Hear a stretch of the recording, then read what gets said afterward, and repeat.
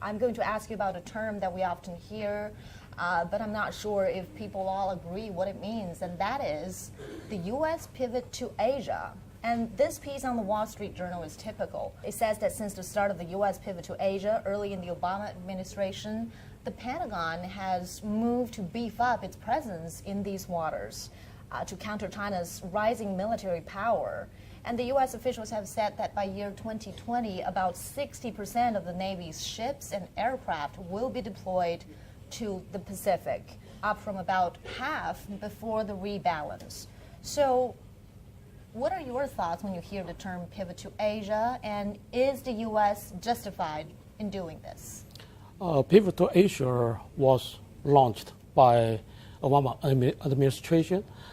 I think it is the most important legacy of the Obama administration.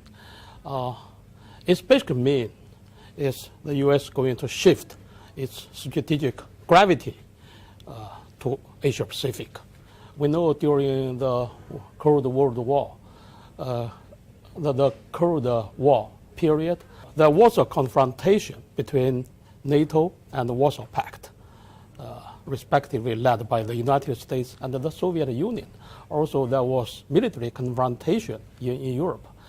And after 9/11 attack, the U.S. shifted its focus to the Great Middle East. It launched the Afghanistan war and the Iraq war, and it has deployed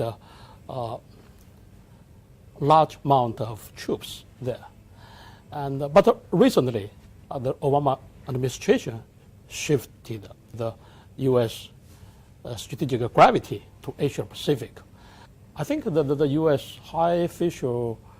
high-ranking officials have iterated many times. It is an overall strategy, and it is a comprehensive strategy. But what we have seen, the military means are highlighted. And just now you mentioned the 60%. 60%. That is, by 2020, the U.S. going to shift 60% of its naval assets to Asia Pacific. But in fact, there are 360%. That is only one. And the second 60%, that is the U.S. Going to shift 60% of its overseas Air Force assets, the bombers, the fighters, the oil tankers, reconnaissance aircraft, and the transport aircraft, all the things. So they come in different batches.